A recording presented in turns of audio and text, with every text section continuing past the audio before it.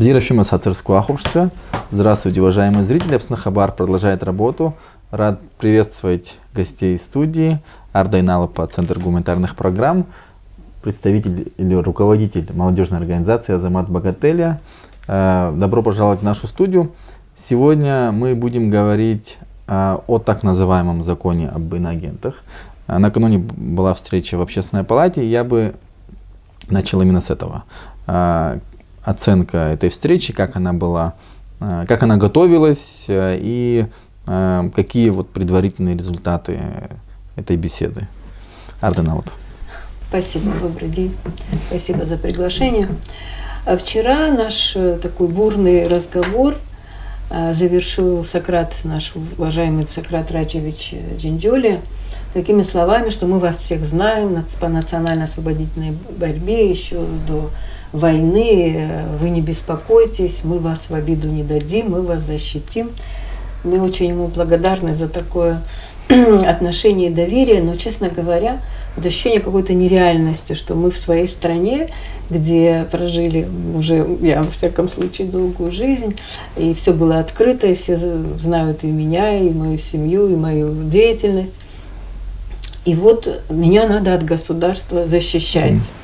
Когда мы все, в принципе, ожидаем, что государство нас защищает, тем более, что много полезного, я сейчас не о себе лично говорю, а о гражданских организациях, очень много полезного сделали.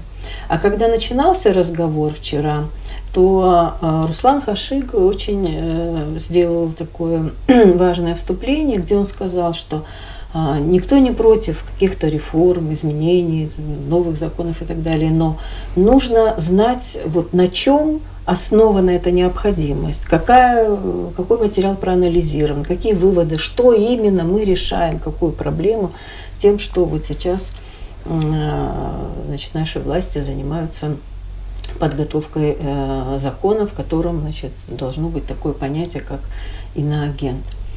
Вот, честно говоря, мне кажется, сам по себе этот подход, он очень, я бы даже сказала, опасный. Вот вчера Астамуртани очень важное слово сказал. Он сказал, что абхазский народ, абхазская культура, для него очень важна солидарность. Он стоит на принципах солидарности.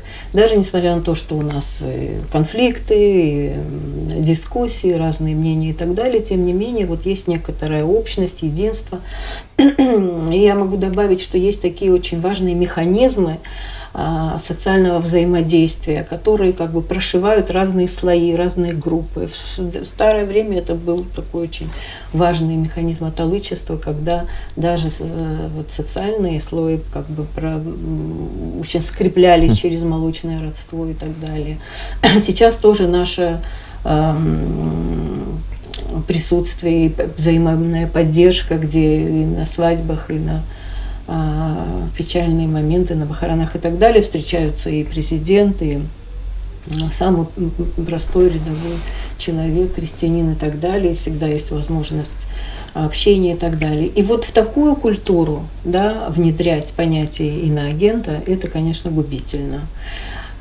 Нет у нас таких барьеров, чтобы нельзя было задать вопрос, узнать, если есть какие-то вопросы, отсутствие какой-то информации и так далее. Вот, например, я перед Циза Киазывной извиняюсь, но я все-таки хочу вот сказать, об этом вчера тоже была речь. Что такого нельзя было задать в центре имени Даура Зонтари, который создала, можно сказать, своими руками Циза Гумба, что надо было ее вызывать на допрос в СГБ. Я думаю, что на любой вопрос она бы ответила. Это человек, который через свое сердце пропускает каждую, мне кажется, абхазскую проблему. Будь то проблема театра, или проблема музеев, или проблема репатриации. Она очень много сделала. Вот я знаю, что какие-то дела, которые именно с ее такого импульса, ее энергии, ее инициативы смогли решиться какие-то проблемы. Потом о них докладывают как бы в таких государственных отчетах о проделанной работе. То есть она очень важную государственную работу делает. Будь то, допустим, вот вопрос о репатриации сирийских беженцев во время войны. Фактически, да, многие об этом говорили, но пока ЦИЗа не взялась за это, в общем-то, дело не сдвигалось. А сейчас вот ее вызывали по поводу работы по возрождению среднеспециальных заведений, колледжей абхазских. Тоже много лет мы говорили о важности вот этого звена в системе образования. Пока она не взялась за дело, и, слава богу, ей помогли международные организации, в общем-то, мало что удавалось сделать. И видели бы вы глаза этих молодых ребят, которые увидели впервые какое-то новое оборудование, когда они там обучаются электротехнике или компьютерному делу, или поварскому делу и так далее. И вместо того, чтобы сидеть на корточках или там быть вовлеченными в какие-то криминальные группы, эти ребята получают профессию, они заняты нужным делом. То есть это очень серьезное государственное дело. Я считаю, что таких людей надо награждать, а не вызывать. У меня такое ощущение, что происходят какие-то абсурдные вещи вокруг этого закона. Я знаю, я вчера тоже об этом говорила, я знаю, что этот закон перечислен в списке законов, которые должны подготовлены быть вот в этом процессе гармонизации законодательства. Но я вот повторю сегодня, что считаю, что этот закон не является законом, который регулирует наши двусторонние отношения. Там, я понимаю, есть необходимость, у нас очень высокого уровня контакты, они развиваются, и экономические, и политические, и культурные, и так далее. Но этот закон, это закон, регулирующий взаимоотношения власти и гражданского общества. И здесь очень важно учитывать местную специфику, менталитет и наработанный какой-то опыт. Мы должны сказать, что у нас сильное гражданское общество. Всегда, когда описывают современную Абхазию, даже те, кто не признают ее независимость, подчеркивают, что это очень сильная сторона Абхазии. Да? Демократический институт, который состоялся. Понятно, что есть там какие-то упущения, ошибки, это все ясно. Но в целом живое гражданское общество, которое активно участвует в общественной жизни страны. И, знаете, мы, поскольку все поддерживаем, ценим нашу Конституцию, там эти основы демократии прописаны, заложены. И они просто не могут работать, если нет гражданского общества. А сейчас подобное недоверие, подобные тенденции, да, которые фактически могут привести к тому, что очень многие организации закроются, как это, собственно, произошло в Южной Осетии, то это будет очень серьезный удар не только по гражданскому обществу, по Абхазии в целом, я так считаю. Вот те, кто думает, что этот закон касается только каких-то НПО, это неправда. Это касается гражданского общества, это касается свобод и прав человека, это касается свободы слова, это касается свободы собраний и так далее. Поэтому этот вопрос очень серьезный. И, как вчера говорили, конечно, требуется серьезный разговор не просто о законе, а действительно о роли гражданского общества. И мне кажется, пришло время наконец-то оценить работу и международных организаций, да, которые очень многое делают. Я знаю, что, конечно, надо быть очень бдительными. Мы живем в недружественном мире, у нас мало союзников за рубежом и так далее. Но наша задача пробивать эти стены, да, открывать двери, контактировать, потому что мы хотим занять свое законное место в международном сообществе. Без контактов, без переубеждений, без работы с этими оппонентами этого не сделаешь. И никто за нас эту работу не сделает. А гражданские организации во многом этим тоже занимаются. Спасибо. Азамат, задам тебе вопрос. Какие основные претензии к НПО, чтобы вообще такой закон был необходим? Вот какие аргументы у власти, когда продвигается этот закон, помимо того, что речь идет о гармонизации законодательства двух стран? Ну, я немного затрону вот медийную часть, наверное, потому что, насколько мы видим, за последние полгода очень активно в медийном пространстве вообще упоминается тема НПО, международных НПО, и идет такая манипуляция вообще тех организаций, структур, которые работают в Абхазии, да. Потому что есть международные представительства, которые зарегистрированы в Министерстве иностранных дел и с разрешением правительства работают и своей деятельностью занимаются на территории Абхазии, и неправительственные организации абхазские, которые работают уже достаточно длительное время, и, соответственно, они участвуют во всех конкурсах, во всех грантовых конкурсах, и они участвуют и принимают участие в этих проектах и реализовывают, хочу сказать, последующие свои проекты. И вся эта деятельность вот в плане того, что делается неправительственными организациями Абхазии, она практически прозрачная. В этих организациях работают местные жители, да, такие же граждане, как и мы, Республики Абхазия. В некоторых случаях в международных представительствах, которые работают в Абхазии, там тоже работают наши местные ребята, которые отучились в разных странах, да, и сейчас они тоже работают на развитие Абхазии и помогают делать очень много важных вещей. Вот. Касательно темы освещения в медиа, очень часто запутывают людей в этом плане, и люди не понимают, о ком идет речь, потому что постоянно говорят о том, что НПО делает все для того, чтобы наши некоторые высокопоставленные чиновники заявляли, что чтобы здесь некоторые чиновники говорили о том, что мы сделаем все, чтобы не было грузинского флага здесь, да. Там какие-то термины используют, что НПО шпионят во благо Грузии, да, они работают в этом направлении. Мне хочется задать вопрос этим людям, кто это озвучивает, и иногда даже говорят о том, что занимая такие высокопоставленные должности, они задаются такими вопросами, что правда ли вам поступают средства там, да, из Грузии, из грузинских банков на ваши абхазские счета. Это все достаточно легко проверить, тем более чиновникам такого уровня, да, и есть специальные службы, которые могут это проверить. Местные неправительственные организации работают и подписывают документы с головными офисами тех стран, которые отправляют сюда эти грантовые проекты. Финансирование, хочу поправить.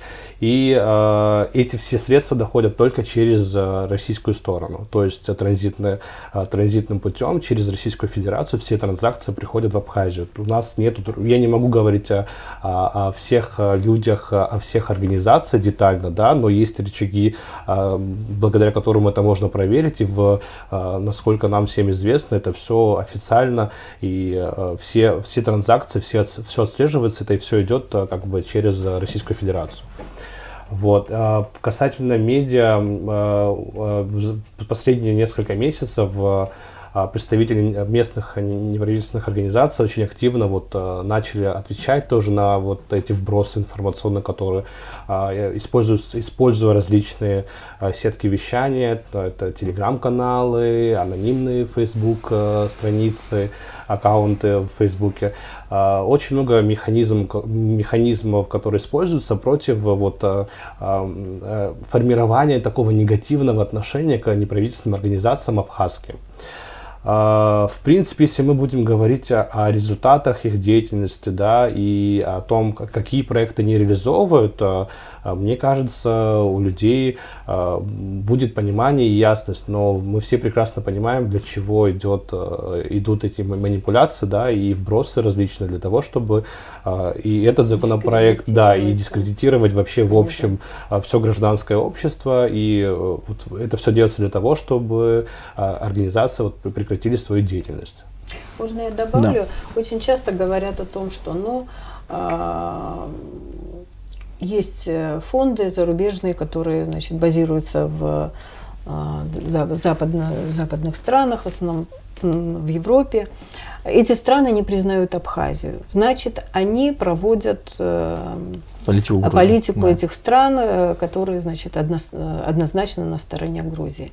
Но надо сказать, что фонды, они не обязательно поддерживают политику своих стран. Во всяком случае, мы долгие годы работаем с одной организацией, нашим партнером, которые никогда не говорили о том, что Абхазия должна быть частью Грузии. Они говорили о том, что мы готовы помогать создавать площадки, где вы сами придете к разрешению конфликтов. Они, во всяком случае, очень большую работу проводят для донесения правды и объективной информации о грузино-абхазской войне, которую уже многие стали совершенно забывать. Все помнят войну 8-го года, но войну 92-93 года, когда еще не было интернета, когда не было еще такой возможности мощно, так сказать, вот, распространять информацию, они это делают, это очень важно. Потом они сами критикуют свои правительства. Дело в том, что сейчас с подачи Саакашвили начался такой вот крен в понимании грузино-абхазского конфликта. Якобы не существует грузино-абхазского конфликта, есть только грузино-российский, а мы просто как бы фарватеры России, и на самом деле народы готовы жить вместе и так далее. Это, конечно, абсолютная ложь. У нас конфликт, к сожалению, с глубокими корнями, с трагическими страницами. Мы это все знаем, но, к сожалению, действительно международное сообщество очень мало знает. В советское время все было закрыто, мало кто что знал. А после войны, к сожалению, вот пиар-машина Грузии, она гораздо мощнее, и они в этом плане, конечно, больше распространяют информацию. Поэтому хотя бы те каналы, которые у нас есть, мы должны использовать обязательно. И что я хочу сказать. Те организации, которые занимаются грузино-абхазскими взаимоотношениями, говорят о том, что это конфликт, их иногда вызывают их собственные правительства и говорят, зачем вы занимаетесь тем, что не существует. Вот существует грузино-российский, а грузино-абхазского нет. И эти наши партнеры, они доказывают, что нет, есть противоречия, была война, были годы репрессий и так далее, и так далее. Так что их позиция объективна. Я не могу сказать, что они там однозначно только на нашей стороне. Нет, они предоставляют равные возможности. И в этих проектах мы действительно, в общем-то, если это проект диалога, да, то мы на абсолютно равных условиях с грузинской стороной, где мы имеем такое же право озвучивать свою точку зрения и так далее. Иногда это бывает на достаточно высоких форумах, очень важных, где очень важно, чтобы звучала абхазская позиция. Если нас не будет, то, конечно, будут озвучивать грузины, так сказать, всю информацию, касающуюся нашего конфликта. Или представители Абхазии в изгнании с грузинами вместе будут обсуждать регулирование конфликта. Так и было первое время, да. Вот. Ну, что я хочу сказать, что это очень упрощенное такое представление о том, что если базируется организация за рубежом, там неоднозначная ситуация. Мы очень внимательно смотрим на условия конкурсов, на цели, которые там есть. Мы, конечно, понимаем, что в очень сложной и не всегда доброжелательной среде нам приходится работать, в том числе и в информационном плане. Поэтому вот сказать, что мы не понимаем этих подводных камней или наивно там предполагаем, что вот нет такой бешеной работы грузинской стороны в информационном плане, это все неправда. Но как раз вот эти наши партнеры, они создают вот эти условия для того, чтобы мы имели возможность и молодые там обучаться, гражданские лидеры там озвучивать позицию Абхазии и так далее. Говорить о том, что мы самостоятельное государство, что мы не оккупированная территория. Вот это еще одна очень важная позиция. Наши партнеры, они никогда не используют этот термин оккупированной территории. Они выступают против, они говорят, что это страна, которая защиты искала у России, но она не является оккупированной. Это очень важно, когда зарубежные партнеры говорят об этом. Поэтому у меня такое ощущение, что те вот у нас здесь, которые вот обеспокоены такой возможностью, что мы можем какую-то чужую повестку, они просто не осведомлены, может быть, не полную информацию получают. Хотя у нас очень много публикаций. И всегда перед тем, когда мы, допустим, планируем какую-то деятельность, связанную с диалогом, мы обязательно встречаемся с министром иностранных дел, с президентом, обязательно. То есть президент вот в курсе всегда того, какая деятельность идет в этом направлении. Например, сейчас есть, я о нашей организации говорю, есть такая работа по, как я уже сказала, по шагам деизоляции Абхазии. И в частности сейчас есть такая заинтересованность проанализировать, что мешает открытию транзита через Абхазию. В этом заинтересованы все, и Россия в этом заинтересована, и Абхазия в этом заинтересована Южный Кавказ. Вот. Поэтому если есть возможность продвигать эту идею, тем более вот в ситуации санкций и так далее, то, мне кажется, это очень интересно. Естественно, мы вот эти шаги, эти планы мы, естественно, обсуждаем с нашей властью. И надо сказать, что вот создана рабочая группа по этой теме. Так что в этом плане все открыто. У меня есть представление за последние годы, это моя личная позиция вообще, наша площадка, она общественная, поэтому я бы хотел бы вот так чуть шире взять. Несмотря на то, что абхазский народ победил в войне, и мы государство-победитель, народ-победитель, но во взаимоотношениях с Грузией у нас есть определенная зажатость или ущербность нашей позиции, поэтому, может быть, они легко и пользуются этой идеей, что мы оккупированы, что они воевали там с Россией, а не с Абхазией. И с одной стороны, у нас идет контрабанда через границу, да, и все об этом прекрасно знают, и силовые органы, и, я уверен, и президент, и так далее. Мы знаем, к сожалению, ситуация с медициной сложная, и многие наши граждане ездят на лечение, да. Это одна сторона. Правительство издает указы строить duty-free, да, и параллельно мы, значит, зажимаем, гражданское общество, неправительственный сектор, такие двойные стандарты внутри Абхазии. Которые на нейтральной территории иногда встречаются с представителями. Да, то есть, мы можем, не знаю, еще другие случаи были связаны с помощниками президента, с одной стороны, да, и плюс на другом фланге гражданское общество. И это одна вещь, которую я хотел бы зафиксировать. Вторая, вот вы говорили о том, что освещаете, контактируете, например, с президентом или с министром, но мне кажется, что только в последние, может быть, несколько лет НПО стали больше рассказывать о своей деятельности внутри общества, внутри нашего абхазского общества. Все-таки это были закрытые более времена. И вот это может быть как раз связано с моей первой мыслью, да, что есть определенная такая зажатость. Как вы это характеризуете? Почему так произошло? Мы победили, и мы как будто бы этого даже стесняемся. Да?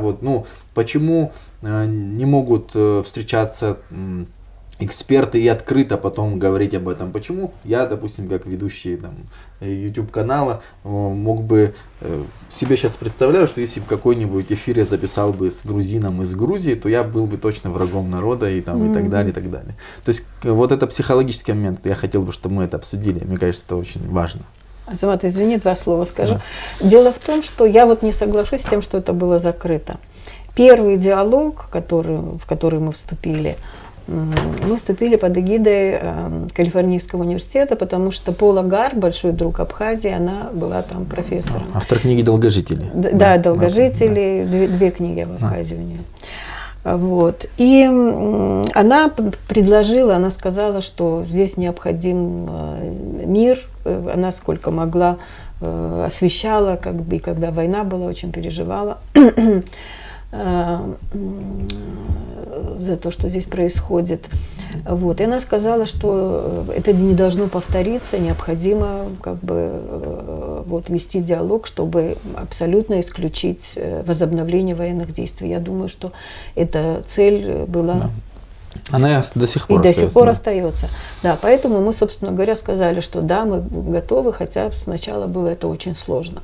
Но зная, что у людей могут быть какие-то сомнения, недоверия, мы стенографировали не только выступления и доклады, но и все вопросы, там даже смех, шутки, какие-то там даже удачные или неудачные выражения мы стенографировали и публиковали. 15 томов этих дискуссий опубликованы в аспектах грузино-абхазского конфликта.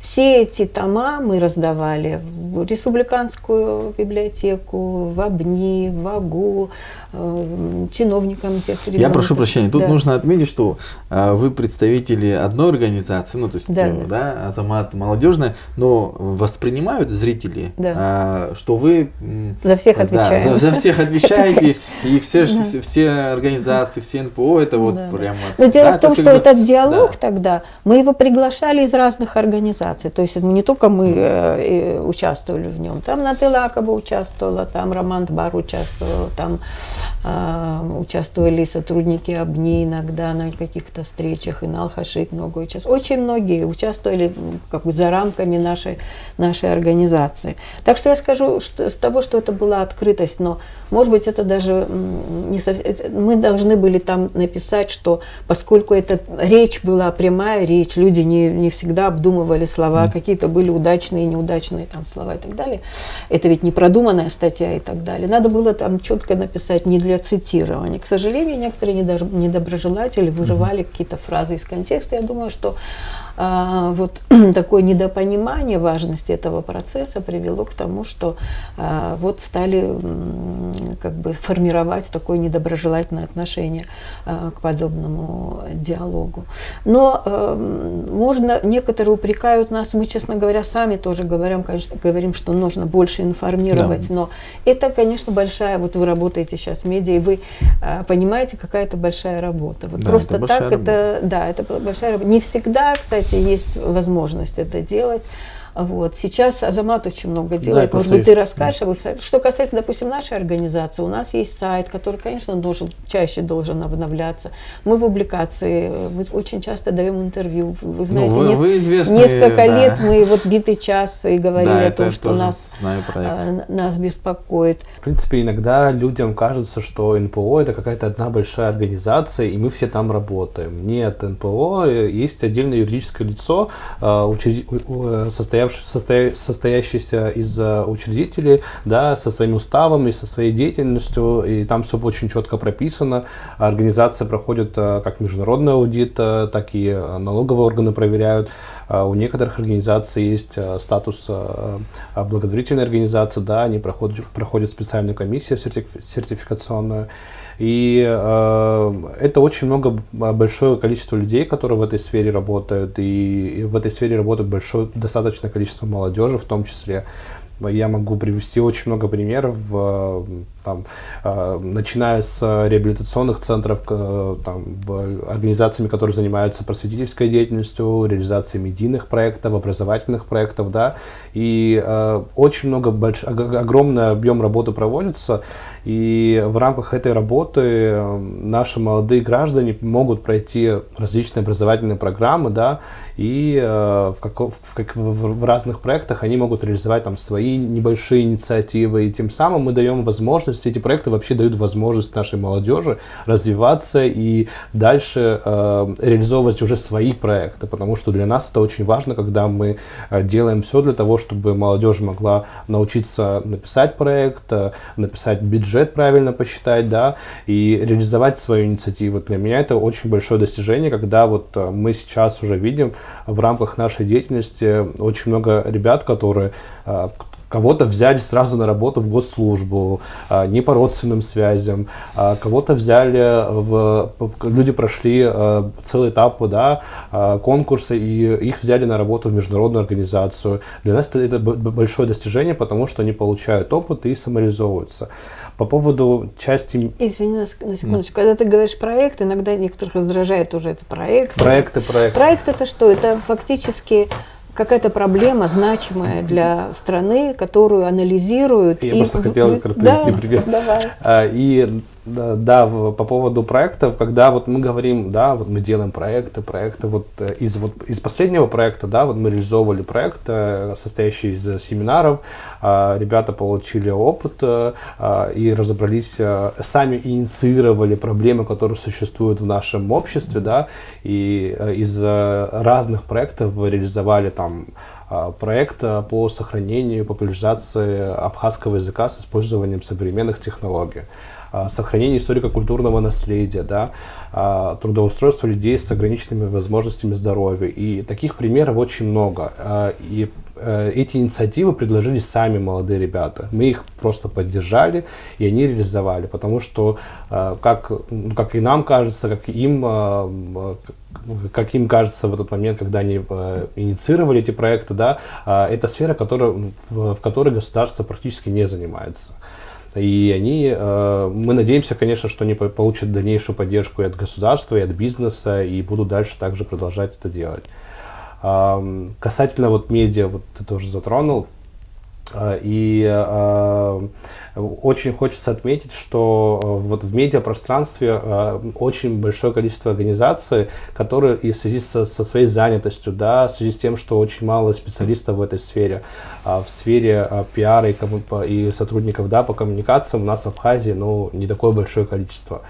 И иногда организации просто не успевают это делать в силу того, что они занимаются теми проектами, да, и реализуют эти проекты, и не успевают этим заниматься. Получается, что сейчас уже некому рассказать, да. В принципе, некоторые успевают организации там, да, коммуницировать с государственными структурами, да. Мы всегда, в принципе, все организации всегда открыты к общению, все знают, кто чем занимается, в принципе, в Абхазии. У нас очень маленькое общество в этом плане, и если есть вопросы, на них всегда найдутся ответы от этих же живых людей, которые работают в этих организациях.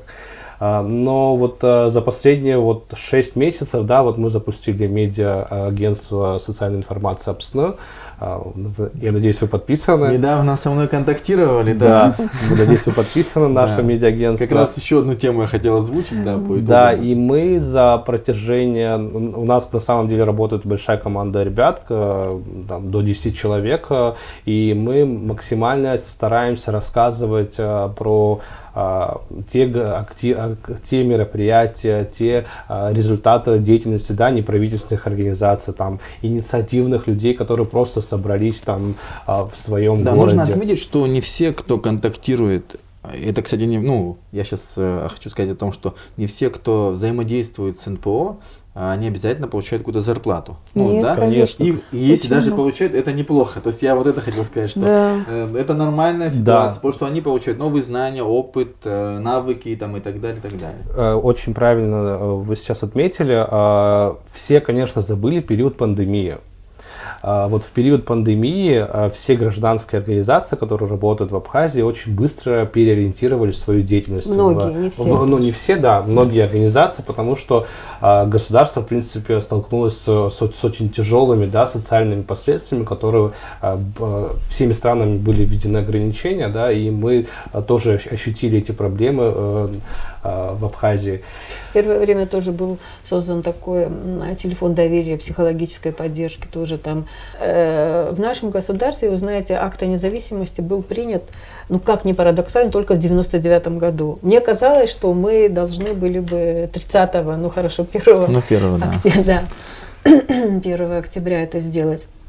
Но тогда Абхазия вынуждена была участвовать в этих переговорном процессе. И вы помните, один за другим предлагались разные варианты, проекты какого-то общего государства, союзного государства и так далее, и так далее. Но общество абсолютно этого не приемлет. И первые неправительственные организации, кто на международном уровне, говорили, что независимость – это выбор навсегда, абсолютно без всяких колебаний, что обратного пути нет. Далеко, задолго до 99-го Вот этот аспект я как раз года. хотел затронуть, и, наверное, это будет финальный вопрос. Как раз и когда я давал комментарий для ОСИ, тоже об этом говорил, что неправительственные организации и международные организации как элемент в деизоляции, информационной деизоляции Абхазии. Потому что мы видим, что грузинская пропаганда, это надо признать, и чем быстрее мы это признаем, тем лучше, хорошо работает. Да. Они очень хорошо работают на международных площадках, на европейских площадках. Да? И то, о чем вы как раз говорили в начале, как использовать присутствие здесь международных организаций для деизоляции Абхазии. Это ключевой вопрос сейчас, когда идут очень серьезные геополитические перемены в регионе и вообще, может быть, в целом в очень мире. Хороший вопрос. Вообще немножко о терминах я скажу. Да. Вообще сейчас у нас юридического такого термина неправительственной организации нет. Неправительственная организация в уставе было сказано еще до войны. Это была первая организация. Муж Нехварский был директором, я была его заместителем. Очень хорошие дела мы тогда тоже планировали. И это был фонд содействия научным исследованиям, абхазский филиал фонда содействия научным исследованиям. А сейчас у нас некоммерческие организации, да, в виде фондов или общественных организаций.